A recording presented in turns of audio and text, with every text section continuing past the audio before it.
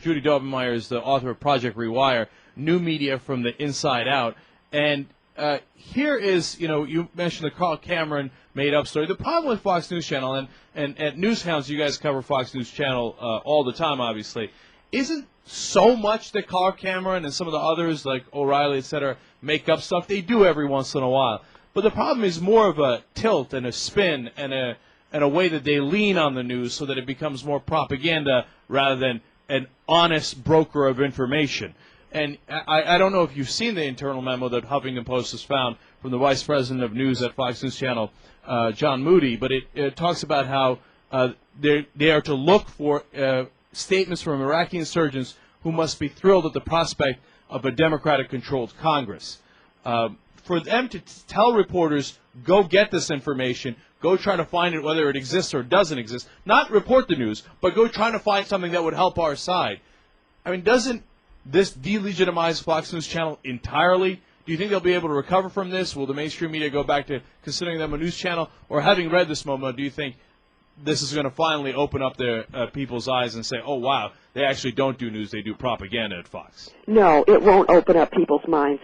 These memos like these were part of Robert Greenwald's movie Out Fox, and they had a whole raft of these memos from John Moody telling people what to cover and how to cover it for the day. And, it's not the existence of the memos per se, but the content. The memo also refers to Steny Hoyer as a hack. Yeah.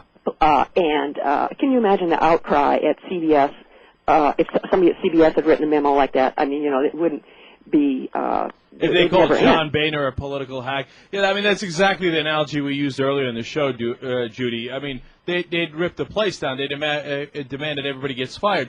Do you think that there's some chance now that because the liberal blogosphere has gained some strength and people pay attention to it a little bit more, and also, that people might actually call for John Moody being fired over this? Also, just before you answer, Judy, because I actually think, and I'm curious whether you do make this part of your answer, as significant as the memos uncovered in Out Foxed were, this is the worst, I think. This one exceeds memos that were uncovered in Greenwald's movie.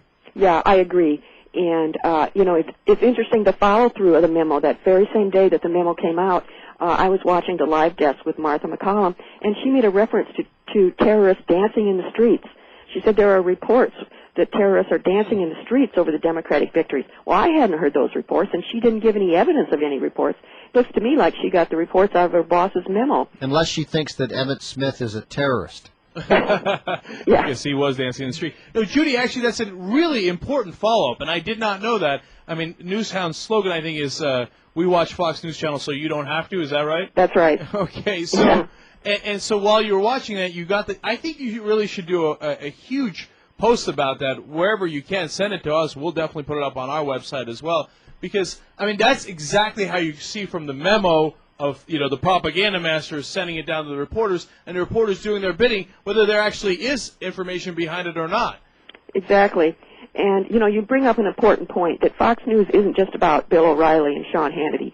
Its bias permeates every aspect of the show, of the channel, day in and day out, from the graphics to the stories that are selected, this single-minded focus on terror, terror, terror, day after day, to things like broadcasting Allen's concession speech last Thursday from start to finish, 30 minutes, and showing Webb giving his speech, 90 seconds of it, with no audio.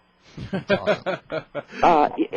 it's not just O'Reilly, it's not just Hannity, it's the whole operation. But no, I don't think the mainstream media will criticize them one bit.